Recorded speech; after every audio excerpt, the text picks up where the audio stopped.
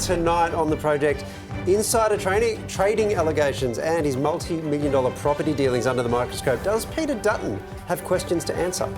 Plus, he's the cup-stacking kid repping Australia. Meet the little Aussie getting ready to take on the world. Plus, we speak to the man bringing back the infamous Fyre Festival. And mind-reading extraordinaire Suhani Shah is here to see what's going on inside my mind. Apparently my girlfriend books the show now. That's terrifying. We are live from the lands of the Cooler Nation. Not just you. Maybe we'll get an insight into others on the desk like Georgina Tunney. Possibly crack I don't know, a pretty closed book here, so I'm intrigued to see what you find. Taylor Swift. All right, let's get into today's top stories now. And the parents of Elizabeth Strews, the Toowoomba girl who died after being denied her insulin injections, has been jailed for 14 years for her manslaughter. The judge found the pair, along with 12 other members of their religious sect, were responsible for the 8-year-old's, quote, slow and painful death in 2022. The sect's leader was also handed a 13-year sentence. Real blow for Drake fans. With just 4 shows left on his Australia-New Zealand tour, he's cutting things short. Apparently there was a scheduling conflict of some sort. His rep is reportedly working on rescheduling the shows and adding new dates. But the news comes amid reports that the rapper flew out of Brisbane this morning. This is some breaking news. Marty Sheargold and Triple M have mutually agreed to part ways after a huge backlash over these comments he made about the Matildas on Monday. You know what they remind me of? Year 10 girls. Now, I'm sorry to undermine the whole sport, but that's what I think of it, so you can stick it up your arse. The Asian Cup.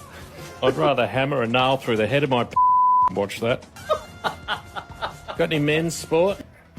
Football Australia says Marty's comments were deeply disappointing and unacceptable. Marty has apologised again and says he fully understands the gravity of what he said. Matilda's vice-captain, Steph Catley, who's in San Diego, remains unimpressed. It is what it is. It's been said, and I know there's been apologies, but it's just completely unacceptable. And yeah, I won't be commenting anymore on it, I don't think. We should be fair to her. I suspect those comments were before the news that he's stepped down. Yes, that's right. which is Yeah, probably an important, a very important point in Yeah. that story. But he's stepped down. Yes. I mean, is this what people wanted? Well, there's been a lot of commentary before that information about Marty Sheargold stepping down, and all of the commentary surrounding the shock that they felt that these comments could happen. I wasn't shocked at all. I'm so sick and tired of this kind of language. I'm so sick and tired of this vitriol. I'm so sick and tired of this sense of humour. And I like Marty. I know him. I've worked with him. I think that he has been an excellent broadcaster for a long time. But there will be people out there who think that he will have been hard done by with this, who laughed along with what he was saying. And to them, I just say, get a new sense of humour. Because if you are understanding and accepting the premise of his comments as humour or funny, then you are also accepting then that women's sport, the butt of the joke, again and again and again. And I would have liked to have thought that in 2025, we can finally put that to bed as something that's ridiculous. The Matildas were the most watched thing ever on Australian television. So it just gets me so angry that we have to talk about this. In saying all of that, I'm not above the Matildas being criticised. Especially right now. Especially right now. They're not playing well. So they're not above reproach. What they are above is disrespect. Yeah, the respect was fair. But that's kind of what worries me about the way it's ended, though. And I don't know what happened. I don't know how they've ended up. But do you think there's a danger this turns him into a martyr for something? I don't think so. I think that there's bigger things at play here, whether that be how happy Marty was on the show anyway and everything surrounding that. I'm not sure where he is personally. I don't think it does make him a martyr, no. But I hope that we do actually learn from this and we can finally move along. Well, the election campaign starting gun is yet to be fired, but already the air is thick with flung mud. The opposition leader accusing the government of peddling dirt, defending accusations of shady share trading and undeclared property dealings. The Prime Minister's office is shopping around dirt sheets at the moment. Peter Dutton today striking back amid a growing scandal. This nonsense that they're peddling is driven by the Prime Minister's desperation to throw mud. The opposition leader facing questions about insider trading during the GFC in 2009. All you've got is mud. Coward's castle. Yeah. Grubby. It's so grubby, Minister. It was just a coincidence, was it? The coincidence in question, Dutton's move to buy major bank shares at record lows just before the Rudd government's $4 billion bailout. At the time, the then shadow finance minister had not bought or sold shares in 3 years. How much profit did he make on those share trades? You guys are so grubby. Was he aware that the government was about to bail out the banks? Murray, you are the king grub. After the bailout, some of the shares soared in value, Dutton selling them for a killer profit just weeks later. There's no information that I've been privy to that influenced any decision about any share that I've bought. I've declared all of that detail that's required to be declared. Dutton today also forced to defend a reported $30 million worth of property dealings. They've trawled through every transaction of my life. Buying and selling 26 real estate investments across 35 years, accused of declaring some to Parliament late, partially, or not at all. And they've come up with the fact that we've bought and sold properties. Maybe that's why he doesn't understand the cost of living pressures that people are under. You're disgusting. This is the point, is that he hasn't declared all of them. This is all you've got. You're gross. What's wrong with Dutton making money out of property? Haven't you as well? I make no comment about Peter Dutton's matters. That's a matter for him.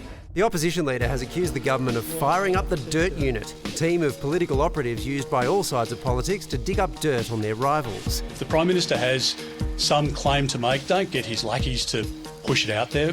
Get up and make the claim yourself. Our political history littered with dirt unit victims. Who on earth catches a helicopter from Melbourne to Geelong? Ms Bishop called me to let me know that she would be resigning. They are using the public service as a dirt unit to play political games in the lead up to an election. So is the dirt unit behind the latest string of stories? What's the political damage for Dutton? What a grub. Well, Sam Maiden broke the share trading scandal story and she's with us now. Sam, Peter Dutton has come out swinging in response to your yarn. Just how persuasive did you find his answers? Look, I think it was really important that he told his story in his own words, and we hadn't heard that until now. We first went to him with questions about his share trading during the global financial crisis on Thursday. His office asked for more time, which was absolutely fine. Actually, I think it was Wednesday or Thursday. And then on Friday, I actually interviewed him live in Adelaide, and his office were like, are you going to hit him during that with the share trading issue? And I said, of course not. We want to give you time to go and investigate it, have a look at all your records, all that time. So we gave them 4 or 5 days in the end, and it was really surprising that finally on Monday, when we got the response, it was just 1 or 2 lines, one saying something about dirt units and the other one saying that he'd updated the register in the normal way. And so it wasn't until today, really, that he gave a fuller explanation. I mean, insider trading is pretty serious stuff. Is there any prospect that this could go further? No, I don't think there's any suggestion of that. I mean, the term insider trading is being thrown around more by journalists. I don't think that is necessarily a firm allegation of any description that the Labor Party have made. But the Prime Minister kind of gave it a bit of a tickle in the sense that he was asked that by a journalist and he said these are questions for Peter Dutton. But I don't think there's any suggestion of that. It's really just asking the question, how is it that a guy that doesn't seem to be super into the share portfolios, hasn't bought or sold any for the last couple of years according to the register, suddenly turns up on January the 23rd, 2009, bada bing, bada bow, buys up 3 big banks worth of shares, and then the next day they make this big announcement. Not his team, you know, it was a Labor government and he was in opposition and it was great timing and the shares went up 20%. So that's why people are asking the question all these years later. Just quickly on the property stuff, I seem to remember a time where the coalition, especially the deputy leader, they were really upset that the PM brought an expensive house. This is a mainstay, it seems, of political outrage. How do these two stories, the Dutton one and the Albanese one, compare? Well, I mean, the Prime Minister, Anthony Albanese, interestingly enough, has been trying to make that connection. I asked him on Friday whether or not he was negative gearing Copacabana, the holiday house that he bought for $4 million on the New South Wales Central Coast. He was pretty cranky, I have to say, with the question. And he said in that response, he said, I think you'll find that Peter Dutton owns more property than I do. He doubled down in another podcast interview with Neil Mitchell this week, suggesting that maybe Peter Dutton not only owns all this property, but he's sort of put some of it in a share, a sort of situation with a family trust. Obviously, Peter Dutton's come out today and said that's not the case. Sam Hayden, can't wait for this election to be over. And it's not even begun yet. Thanks so much for your time. Thank you. Right, guys, let's stay on politics. Now, Australian politicians and American politicians are very different, OK? And I feel like that's never been highlighted more than when this US Congresswoman, Jasmine Crockett, was asked her thoughts on Elon Musk.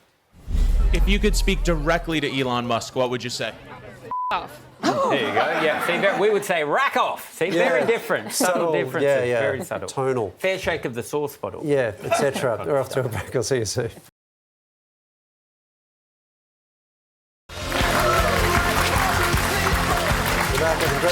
Time to see what's making news now around the world.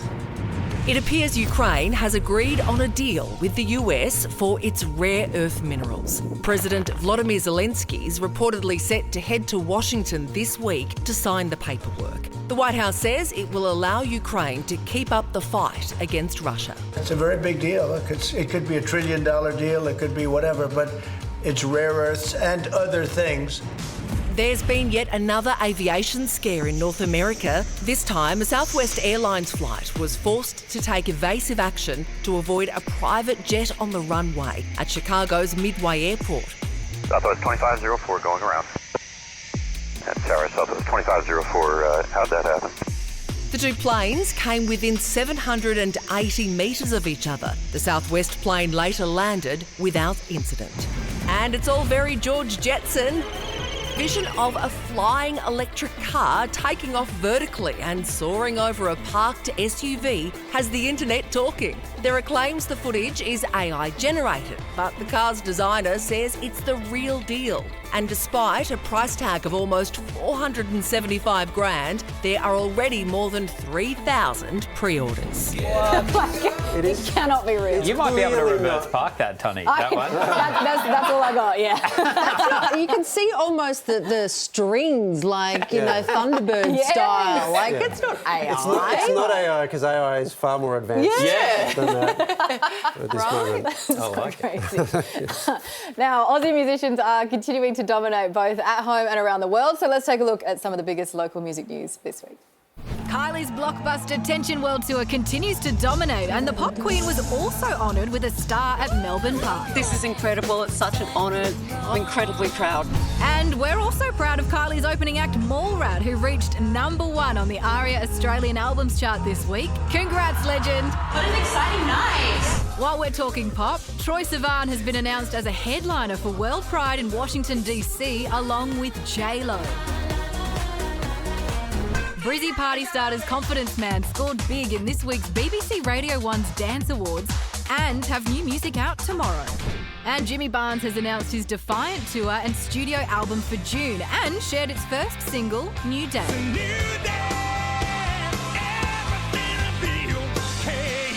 That's ARIA Amplified.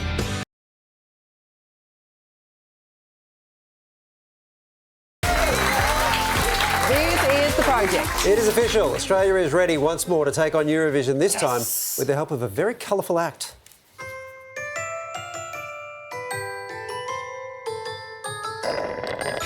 Come and take a sip from my special cup. I heard that you could use a little pick-me-up.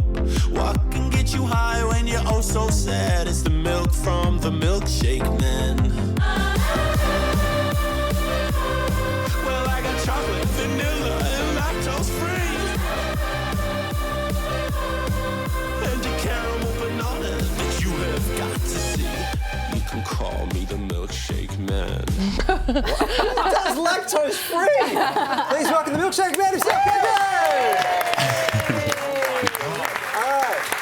All right, Jojo, congratulations on being selected. Why milkshakes?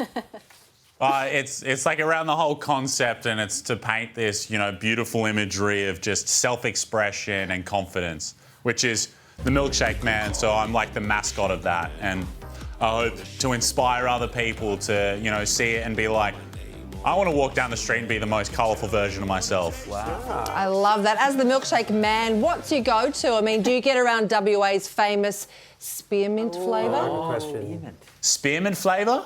Yeah. Oh, are you a real personality or what? Wait, say that one more time. WA's famous for its spearmint milk. WA is? Yeah. Spearmint milk's my favourite and I didn't even know that. Hey, Gojo, what are you going to do? Have you thought about the whole staging process, right? Because there's nothing as spectacular as Eurovision. So how do you out-spectacle the biggest spectacle? Oh, good question. Well, in terms of staging, I actually can't reel too much. I'm kind of treating it like you open a present early for Christmas, right, and it ruins the magic of Christmas. Right. Okay, but I mean, just to keep in mind, I believe we do have vision here of maybe what you're up against, some past craziness in terms of the visuals of the effect. The butter churning, of course. Whoa. Are we going to be seeing colour? Are we going to be seeing lasers? Are we going to be seeing dancing? Or denim eggs. Oh, this is a fever dream. Gojo, have we lost you? Gojo, he's enjoying the show. Did you ask? Is any of that you thinking, yeah, that could work, or no, were you also just hypnotised like us?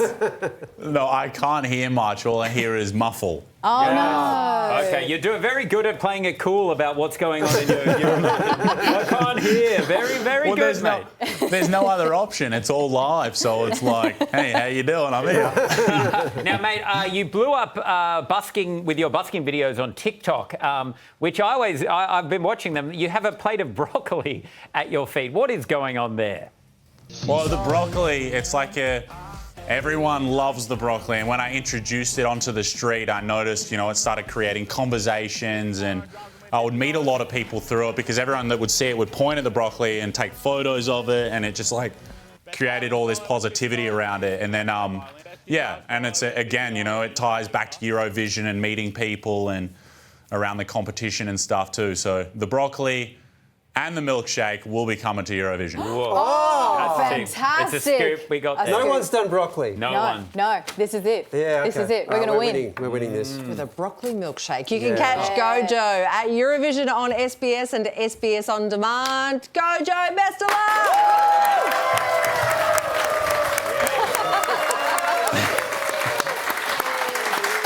For a guy who couldn't hear anything, he did very, very well. I heard the applause.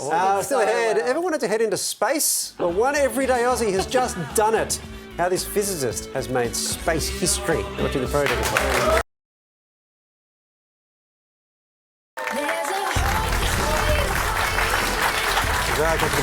Time for more news now, and the Sydney nurse charged over a video which allegedly showed her threatening Israeli patients has been banned from leaving the country or using social media as part of her bail conditions.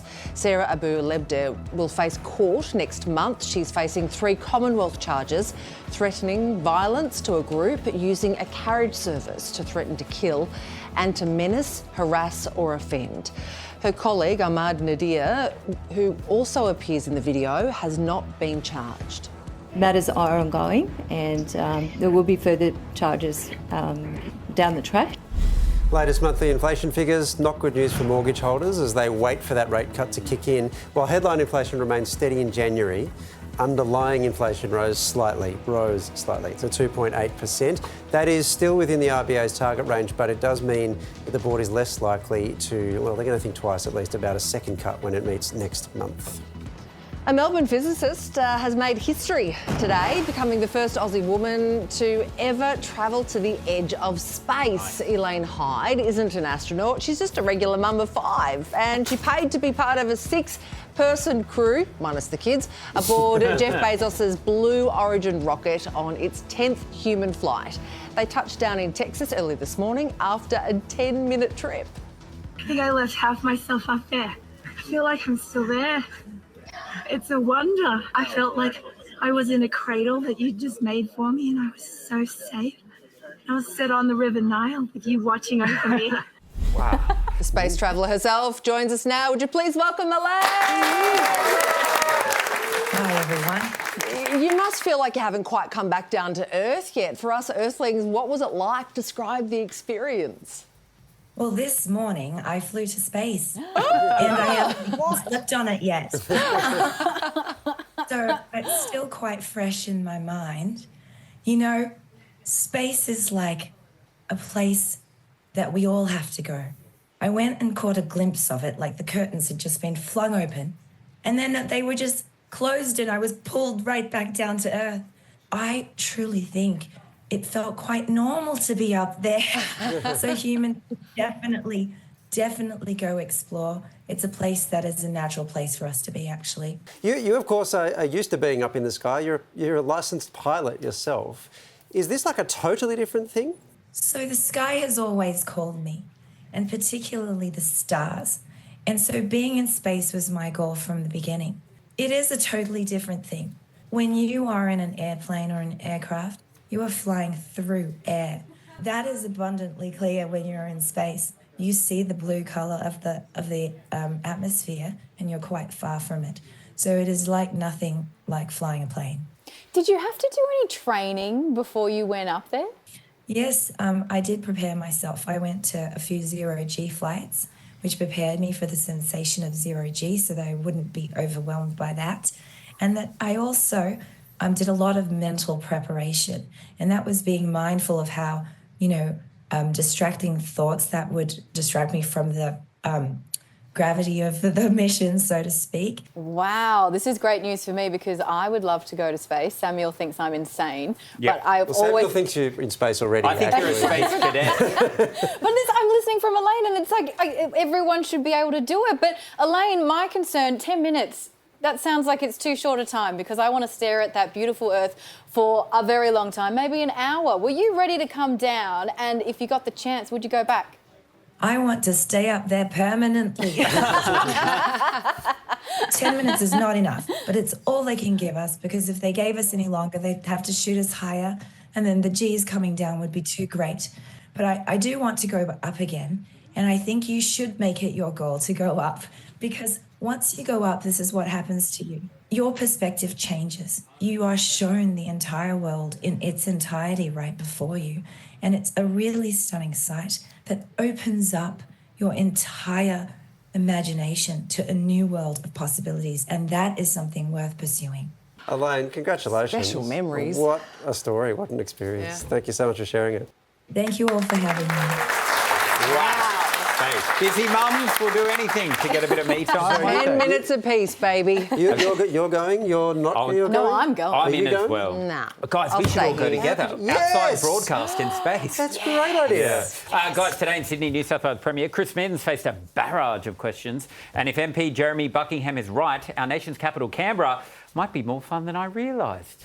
Premier, have you heard news reports that over the last year, Canberra and the ACT has seen a disturbing increase in crime, a population-wide deterioration in mental health, antisocial behaviour, loss of productivity, and most concerningly, a spate of spontaneous and wild public orgies associated with their decision to legalise up to 4 homegrown cannabis plants per household?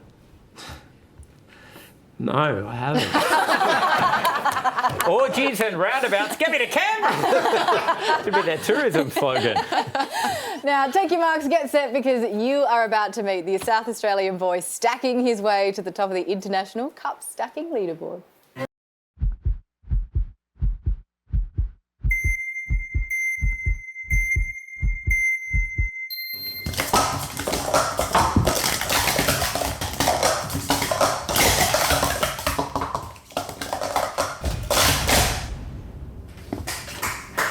So good. What makes you a good cup stacker, do you think? Practicing a lot. How often would you practice? 1,000,000 hours a day. 1,000,000 hours a day? Is that what it takes? Like if I started cup stacking and I dedicated 1,000,000 hours a day, do you think I could do it? No. No. 7-year-old Finn Smith has autism, and it's his greatest asset when it comes to competitive cup stacking. His unwavering focus makes him unstoppable. How dedicated is he? More than I've ever been to anything in my life. I don't know. He wakes up, he's stacking, he can't go to bed without finishing. He's got to get a clean time over and over and over and over again. He just loves it. Professionally known as sports stacking, the game originated in the US in the 1980s. They are cup stackers. And by the 90s was truly taking off. Players stack and down stack cups in a variety of formations in the fastest possible time. It requires incredible hand-eye coordination and lots of concentration. I noticed that he also, if you can't talk to him while he's doing it. No, yeah, I'm not allowed to make noise in my own home. He's allowed to, but no. If I try talking to him or if I'm talking to Ari or something, I get told off. Yeah. Too noisy, he says. Is that true? Is he being noisy? Yes, always. Okay, go. Incredibly, Finn and his sister Ari were only introduced to the sport at school last year. What? So Ari, what do you love about stacking? The numbers. The numbers? Like how fast you get. Like each time trying to better it? Yeah. For kids like Finn with autism and other needs, the school says its 5-minute brain breaks during class have been a game changer. We do something like that to get them more energised. The kids that we have that have really embraced it are kids that socially needed an extra bit of help and have been able to just shine. Socially, he's got a lot more confidence. He's been able to make a lot of new friends, and it's been really good to see. Only 5 months into his sporting career, Finn's been able to achieve some incredible times. What happens when you're not doing so well? Do you get annoyed? Yeah. How do you overcome that? Just try again till I eventually get a good time. What's it like for you when you watch him stack? Very, very proud. It's very cool watching him up on the podium getting like trophies and everything. It's a brilliant moment.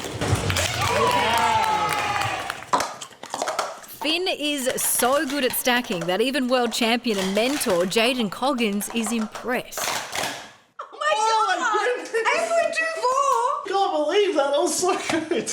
Do you think he'll be as good as you one day? There's a definitely good chance, I think, because he's got that hyper focus and his dedication to training now, like, I don't know how long he stacks, but he probably stacks as much as me. Come April, both Finn and his sister Ari will be representing Australia at the World Sports Stacking Championships. Have you been overseas before, Finn?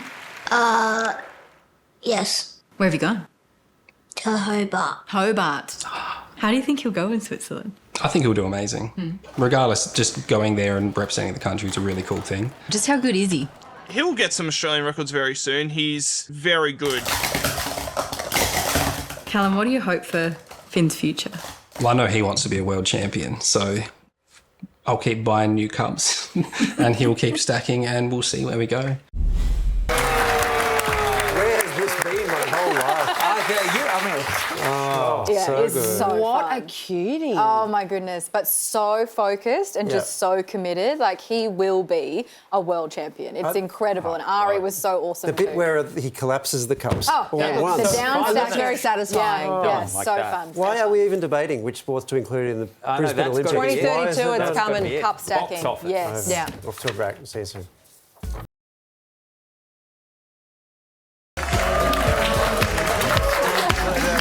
Okay, right, guys. Now, every week my inbox is overflowing with messages, mainly from Georgie Tunney, telling me the Earth is flat. But When will you reply? also from international news channels desperate for me to cover their reporting. Well, cover I will. It is time for Global Toast with Toast. All right, guys. It's first to Colombia, where cops have nabbed a criminal mastermind.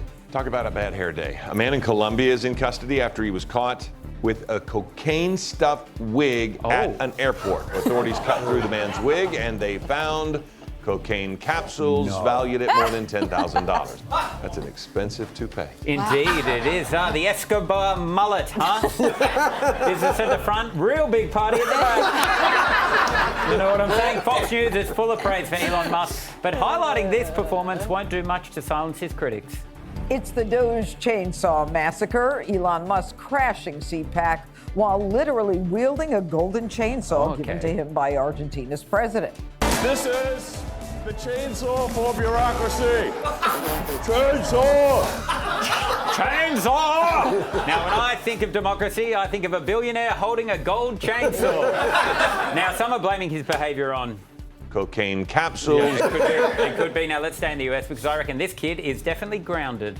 A car crashes into a local daycare and mother is in trouble, but she wasn't the one driving. The driver was her 11-year-old son. The boy told police his mom was taking too long inside, so he decided to drive off. Thought the car was in reverse, but it was actually in drive. Georgie, I didn't know you were an 11-year-old American boy. It's easily done. Now, that was too real. To a crime story out of France, because this definitely sounds like a trap.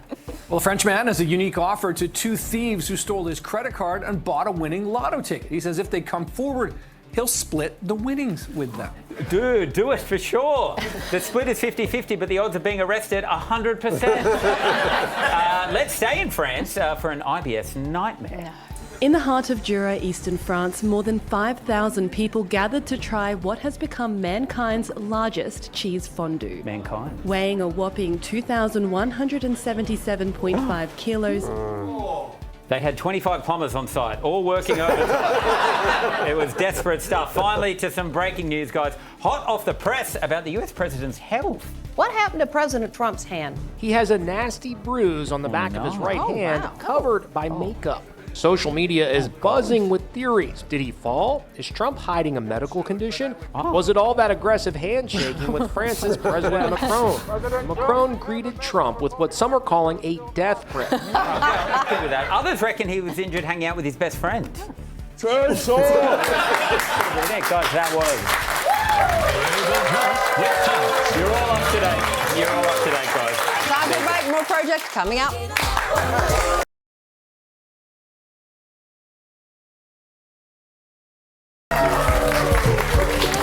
Look at the project tomorrow night, Georgina. Yes, I sit down with the one, the only Billie Eilish for the Star's first Aussie TV interview. She's on tour right now. You won't want to miss it. That's tomorrow, 6:30. Amazing, GT. Now, yesterday we spoke about Fyre Festival 2.0, the follow-up to the biggest train wreck of a music event of all time. You know, the one where ticket holders shelled out megabucks to sleep on wet mattresses in emergency tents and eat stale bread and processed cheese. Yeah, fun. Ooh. Well, now we're joined by Billy McFarland, the Fyre Festival founder himself. Billy, thank you very much for your time tonight. So, Fyre 2.0, is this going to happen? Fyre 2 is going to happen, but I have one really important question for you guys. Why is Australia the second biggest market for Fyre? I think there's something in the water there, but I think we all get along. So, well, let's make this happen. Oh, wow. We love chaos. We do like chaos. We like an adventure. Now, this festival's only a couple of months away. Have you sold any tickets yet? We have sold tickets. I think what makes Fyre 2 so unique are the people who do come. They're taking this risk. They're seeking the adventure. They're willing to travel. And I'm really excited who I'm going to meet there. So I think the best part about Fyre 2 are the people who are taking the leap to come. So you saying they're taking a risk, I'll be honest, isn't especially heartening. What sort of risk specifically are they taking? Unfortunately, we all know what happened with the first Fyre. I made a lot of bad decisions, a lot of mistakes.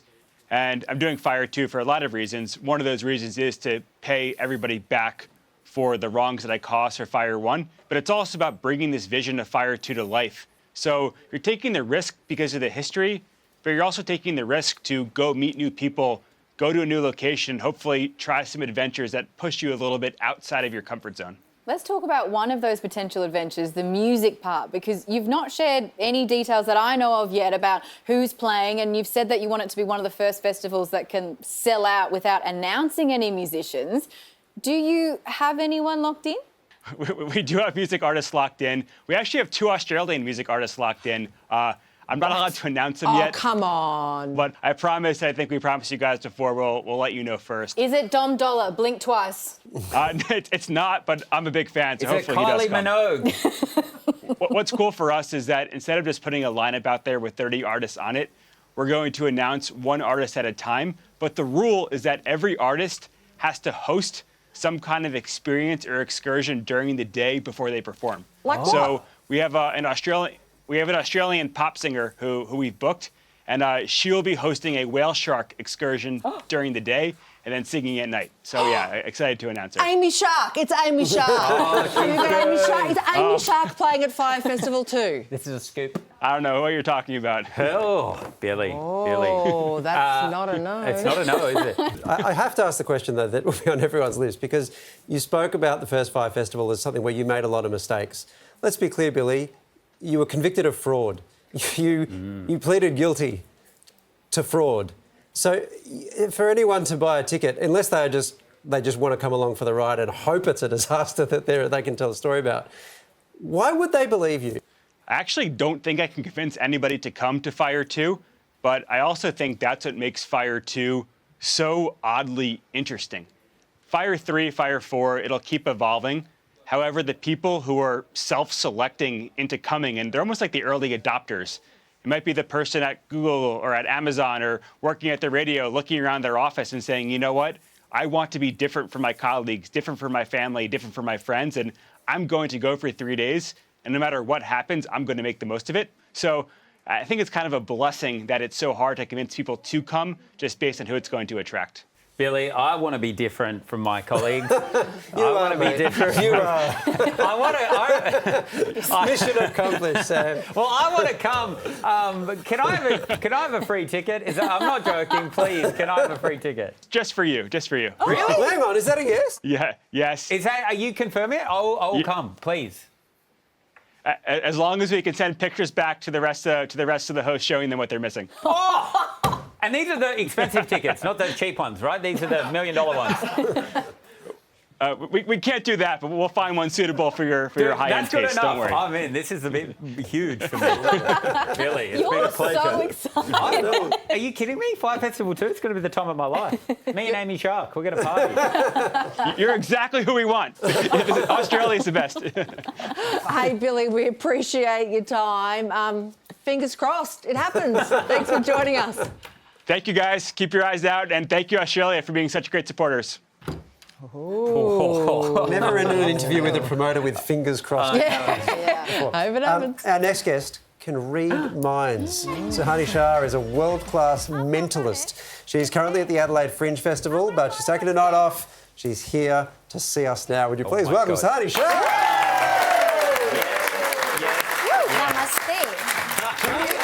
Let's clarify some things up front. What exactly is it that a mentalist does? A mentalist is a magician. Right. Sorry, yeah. That was quite a surprise for all of you. The first trick of the evening, already done. We're shocked. No, a mentalist is a magician. The only difference is we don't do magic with props. We do magic with people. Wear your props. Yeah. Rightio. Wait, so could you do Georgie Tunny? Because often I wonder what's going on in her brain. Reading women's minds, that's so difficult. No, I'm Okay, we're going to try. But what do you want me to get out of your mind? Can you think of somebody? Can you think of your crush's name? Yeah, I mean, I am engaged. Oh, okay. Would you like? You can still have a crush. I mean, okay, think of somebody that you like. Yes. But not immediate family members, not your fiancé. Yep. But a person that you like. Yes. Got one. Is it any way possible I can know this name? Impossible. Oh, okay. Well, I love that. That's a strong word. Yeah, I love that. No one would get this name. Yeah. Okay. So even if I stalk you on the internet, read about you, ask people about you, I cannot know this name. I'm not stalking you, by the way. I do not believe that you can know this name. Wow. You're really backing down. Yeah, you're impossible to. I don't believe. No. I'm doubling down. You can't know this name. Okay, think of this name in your mind. Okay. Can you close your eyes? Oh, yeah. Think of the name in your mind. You saw she did. There are 2 words in your mind right now. Yep, there are 2 words. Yeah. Can you cancel off the second word? Let's think of the. I think the name and the surname. So let's get to the name first. Just the first name. Okay. And imagine you're meeting this person. Imagine you're walking towards this person, and you have a handshake. You have a handshake with this person now. Yep. This is a very strong energy, very intense, very. I would say strong and intense. Yes, like a male figure. Yep. And. But can you think about what you like about this person? Can I have something to write? Oh, yeah. Wait, yeah. Yep. Okay. Can you think more about this person? Gives a very safe. Yep. I mean, you like it because it's a very safe, protective vibe. Yeah? Okay, can you open your eyes and think of, in the first name, can you think of a letter somewhere in between? Yeah. You just thought of S? Yeah, I did. Okay. Okay. I've got something. I'm going to write it down, but I don't want you to see what I'm writing down. Do you mind closing your eyes? Close my eyes again. Yeah. Okay. You guys can see it, but do not say it. Do not say it. All right, we're not saying Actually, I'm not anything. going to show it to you. Okay, okay. Oh, okay. Oh my God. Okay, things are being written. I don't know. Open your eyes, Georgie. On my count of 3, can you say the name out loud and can you show this to the camera at the same time? Okay. 1, 2, 3, now. Jason Statham.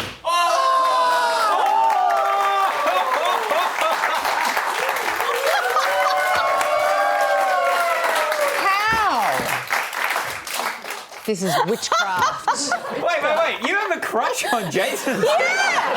That's why no one would know. Who has a crush on him? Me. Okay. Yeah. Georgie's an open book. I mean, there are other people who are harder Please to crack. give me some credit for that. No, that's wild. Anyone could have done that. No, that was amazing. But like Waleed, he's a hard nut to crack. He is a hard nut to Oh, well, crack. yeah, He's got the mind of a steel trap. Harder. Do you want to think of a crush's name? No. Oh, okay. You could. We Jason can do something Statham's a different with pirate you. choice. Let's do one. Do you have your phone on you right now? Oh, yeah, it's over there. Yeah. Can you have the phone? Oh, Do you mind handing it over to a magician? I do. We've got about 2 minutes to do this. Yeah, Can we've she got read 2 minutes. Waleed's Can we do it mind in in 2 2 minutes? 2 minutes. Let's. In fact, you know what? We're gonna try. I'm gonna tell you some numbers that I want you to add. Do you mind if I figure out the passcode to the phone? Okay. The world will know it. Where have you been all my life? I've been trying to get in this phone for so long. Come on, it's got magic to do. It's right next to you. Okay. Yep. So think of the first digit. Yep. Maybe what you can do is show it like this. Oh, okay, yeah. Think of the first digit in your mind. Yep. That was easy. That was very quick because I think it's 1. Yes, it is. Yeah. So go to the second digit. Shut up. Yep. Now go to the second digit again. Yes. 1, 2, 3, 4, 5, 6, 7, 8, 9. You can breathe, you can blink. He's just like giving me nothing. I'm so nervous. Don't be nervous. Okay, It's your show. Let's go again. Okay, so 1, 2, 3, 4, 5, 6, 7, 8, 9, 10. There's no 10 there. You tried to. I know what you did there. No, I didn't. Yeah, what did you do, Waleed? You did. I didn't mean. Okay, let's go to the third and the fourth digit. But I want you to think of them together. So if Okay. it's 2 and 3, I want you to say 23 in your mind. Got it. In your mind, go on repeat. Like if it's 23, go 23, 23, Yep. 23. Go on like that. I'm on it. Yep. So let's show you the camera like this. Can you Yes. enter 1 in there? Yep. And let's go with 8. Yes. Let's go with the 3. And let me enter the last number. Let's see if it.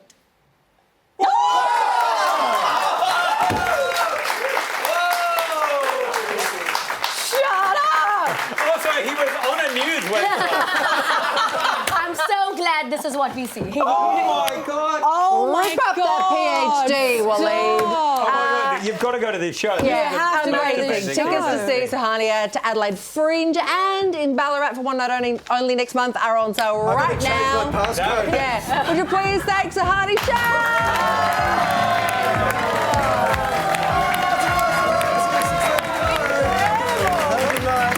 I got to recover. Bye-bye.